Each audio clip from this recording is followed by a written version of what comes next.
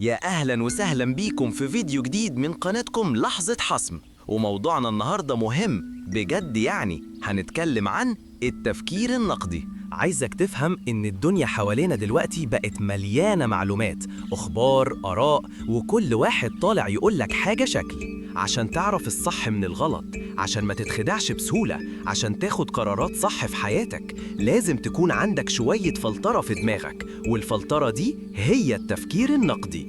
يلا بينا نبدأ رحلتنا في عالم التفكير النقدي. إيه هو التفكير النقدي ده بقى بالظبط؟ يعني إيه نفكر بجد؟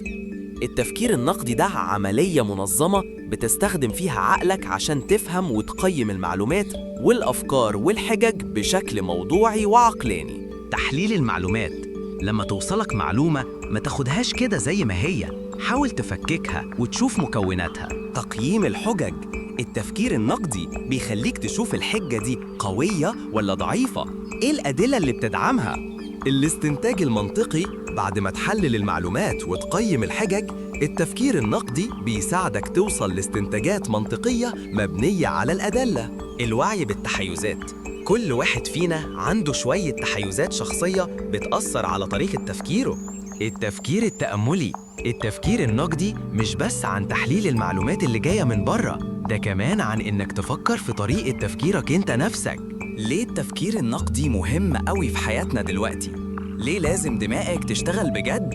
في زماننا ده التفكير النقدي بقى أهم من أي وقت فات. طوفان المعلومات، كل يوم بيوصل لنا كمية خرافية من الأخبار والمعلومات. الأخبار الكاذبة والمعلومات المضللة، التفكير النقدي هو الأداة اللي بتخليك تعرف تفرق بين الخبر الصح والخبر الفالسو. التأثير والتلاعب، التفكير النقدي بيخليك واعي بمحاولات التأثير دي وما تقعش فريسة للتلاعب. القرارات المهمة في حياتك، القرارات اللي مبنية على تفكير نقدي بتكون غالباً قرارات أحسن. تطوير الذات والتعلم، لما بتفكر بشكل نقدي بتقدر تفهم بعمق أكبر وتستفيد بجد. المواطنة المسؤولة، المواطن المسؤول هو اللي بيفكر في القضايا العامة بشكل نقدي. إزاي ممكن نطور مهارة التفكير النقدي عندنا؟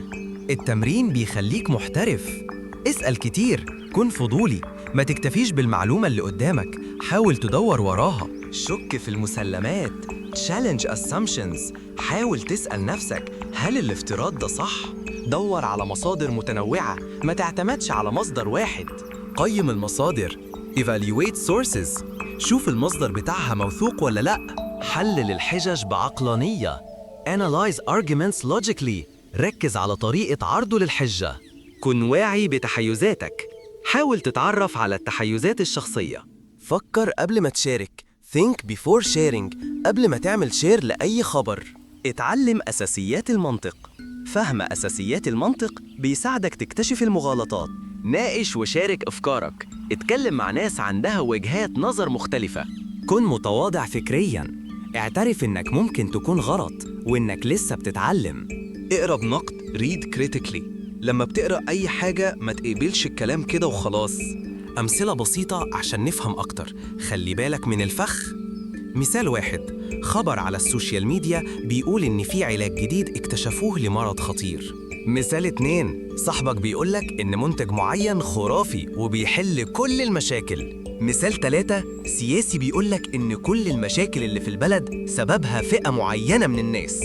التفكير النقدي مش معناه تكون سلبي، ركز في النقطة دي.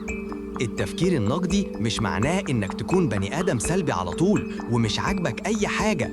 الخلاصة، دماغك هي سلاحك، استخدمه صح. في نهاية الفيديو ده عايزك تفتكر حاجة مهمة، عقلك هو أقوى أداة عندك. التفكير النقدي هو اللي هينورك طريقك وهيخليك تعرف الصح من الغلط، وهيمكنك من اتخاذ قرارات صح في حياتك، وهيحميك من الخداع والتضليل. ابدأ طبق الخطوات اللي اتكلمنا عنها النهاردة، وابدأ فرق عقلك على التفكير بعمق.